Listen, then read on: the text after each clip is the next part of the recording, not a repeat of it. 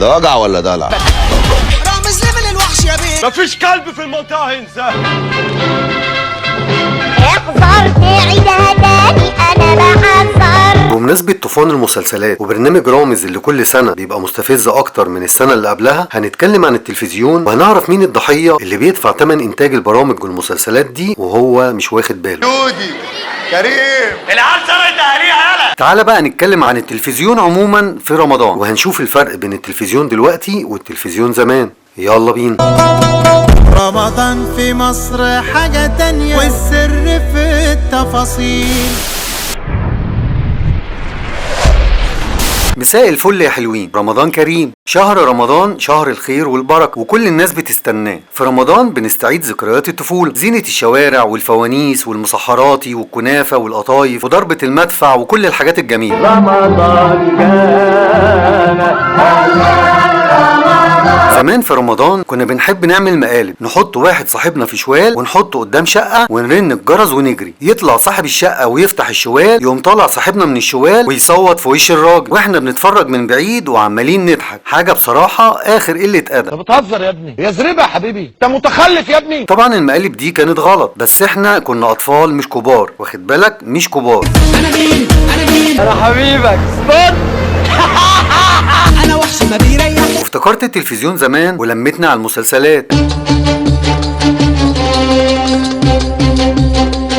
مسلسل ليالي الحلمية يا زمان ما سبتناش أبرياء. وابناء الاعزاء شكرا، كان في قيم وفكر. الدنيا زمان كانت رخيصة، كانت البيضة قد كده هو و10 ساعة. وكمان كان في تسلية وفن. وده اول قطر ينام في بيوت.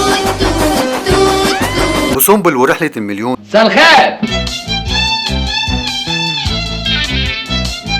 وبرامج المقالب اللذيذة زي الكاميرا الخفية. مديحة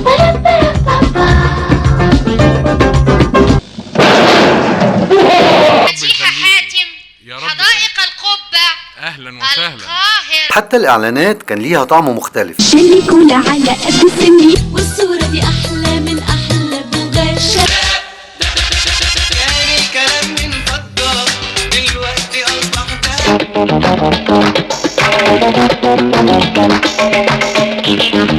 فوازير سمورة وفطوطة. اكشن مخرج انجيكا اتعلم سيما في امريكا. وفوازير نيلي.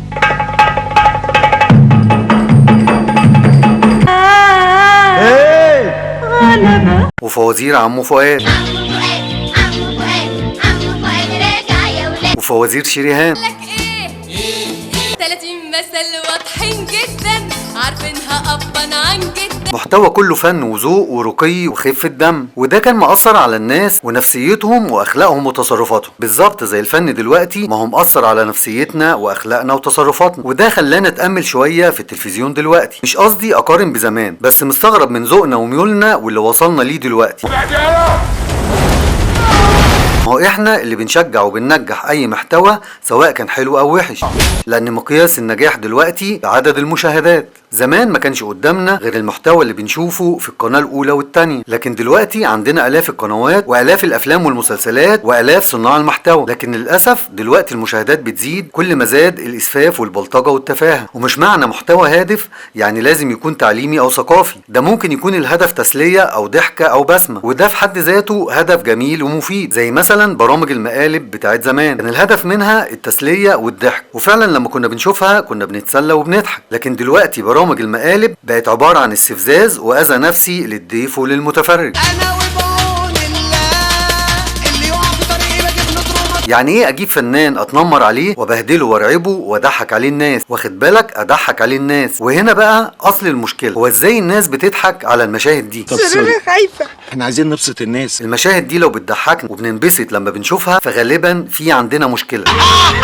وعشان الحلقات دي تبقى اعلى نسبة مشاهدة وترند فده معناه انها عجبت اغلب الناس. وعشان كده المشكلة مش في اللي بيقدموا البرامج دي، المشكلة في اللي بيتفرجوا عليها. اللي بيقدموا البرامج اداة في ايد المنتجين اللي عايزين يكسبوا، ودي طبيعة شغلهم. يعني مثلا اشهر مقدمين المقالب رامز جلال. رامز جلال شخص بسيط ومحبوب من كل زمايله. لا رامز حبيبي صاحبي. وعلى فكرة هو نفسه قال في برنامج قبل كده انه بيخاف من المقالب. قلت لها انا مرعوب وكده، قالت لي بص قول اي حاجه انت عايز تقولها، يعني عايز تصرخ صرخ. فراحت ربطالي بقى البتاع ورحت متوكل على الله وناطط. قعدت حوالي شهر كده احلم ان انا الحبل ده اتقطع، قوم بقى كوابيس وحاجات. لكن هو دمه خفيف والمقالب لعبت معاه، وكل سنه اجره بيزيد والانتاج والامكانيات بتزيد، لان الاعلانات بتزيد لما المشاهدات بتزيد، والبرنامج فيه اعداد وفريق كبير بيدرس كل حاجه في البرنامج، الفكره والامان وتوقع النجاح، فكل حاجه محسوبه. وخلي بالك هما بيجيبوا الاشخاص الترند. كان مره في فنان لسه في البدايات وقال في برنامج ان والدته قالت له عقبال ما اشوفك مع رامز جلال. طب دي بقى بتدعي له ولا بتدعي عليه؟ لا طبعا بتدعي له. ايوه، ما هو مادام طلع مع رامز يبقى اكيد بقى نجم وناجح، وعشان كده ضيوف البرنامج بيبقوا عارفين انه مقلب وبيروح. مفيش حد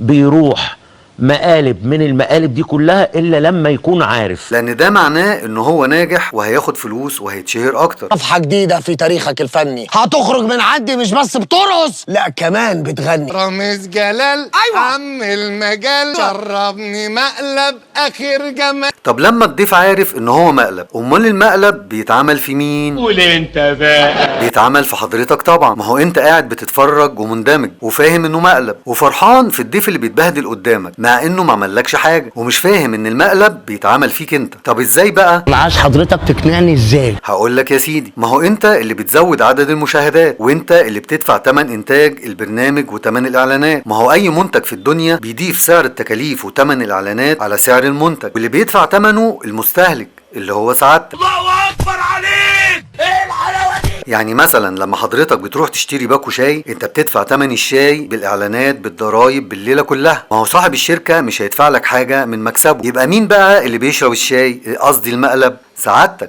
ويا رب تكون فهمت وتروح تتفرج على حاجه تستاهل. ليه بدل ما اتفرج على محتوى يفيدني او يسليني ويخليني مبسوط، اروح لمحتوى يخليني مش مرتاح ومخنوق ويتعب نفسيتي؟ يا ريت نفكر شويه ونفلتر اللي بيدخل دماغنا، لان فعلا كل حاجه بنشوفها بتاثر على سلوكنا ونفسيتنا. انا ظهر قدامي المشهد ده ولما شفته اتصدمت. انت جاي تحل ولا جاي تطلعنا ولا الجزمه؟ انت كده كده ابن جزمه من غير ما اعمل اي مجهود.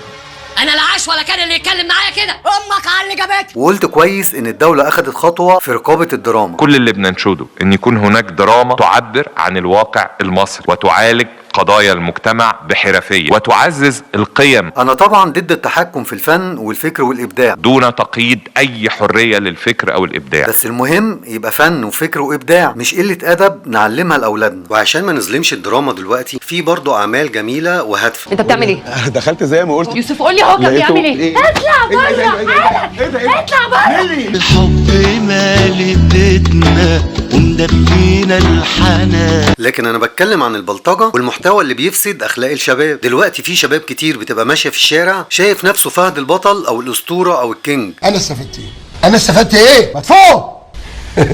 المهم، رمضان كل سنة بيعدي بسرعة وبيجي العيد. جانا العيد وجانا العيد، العيد فرحة وأجمل فرحة تجمع شمل قريب وبعيد سعدنا بيها. وانا صغير كنت بسيب الأغنية كلها ونفسي أعرف مين سعدنا بيها ده. سعدنا بيها بيخليها ذكرى جميلة لبعد العيد. حتى العيد زمان كان ليه طعم مختلف. كنا نلف على العيلة ناخد منهم العيدية ونستناهم يجولنا بالليل وناخد منهم عيدية تاني. كان في بساطة وكنا بنفرح بأي حاجة. لعبة بلاستيك بتفرحنا، مرجيحة بسيطة، خروجة في جنينة في الشارع، ومع كل البساطة دي كنا بنفرح بجد. دلوقتي في ترفيه ومدن ملاهي وإمكانيات أكبر، لكن الأطفال مظلومين، مسحولين في الدراسة والمناهج الأكبر من سنهم وتايهين في الموبايلات والميديا. عندهم آلاف القنوات لكن مش عارفين ينبسطوا. زمان ما كانش عندنا غير قناة أولى وتانية، لكن كنا مبسوطين. كنا بنستنى الفيلم الهندي بتاع أميتاب باتشان ومسرحيات العيد، مسرحية المتزوجون. مش انت بتستحمى هنا؟ معقول انا استحمى؟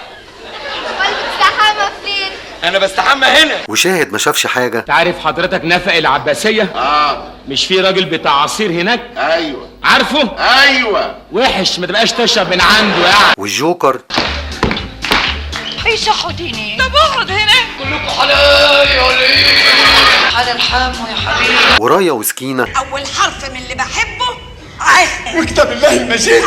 اول حرف عين. احمد. ومع انهم كانوا بيجوا كل سنة وحفظناهم، لكن برضو كنا بنضحك من قلبنا ومبسوطين. بجد كانت ايام بسيطة وجميلة. ربنا يفرح كل اولادنا زي ما فرحنا زمان. في الاخر كل سنة وانتم طيبين. وعايز اقول لكم أنستونا امال ايه؟ بجد بجد أنستونا. ما تنساش بقى تشترك في القناة وتفعل الجرس علشان تشوف الحلقات اللي جاية، وبقى اتفرج على الحلقات اللي فاتت.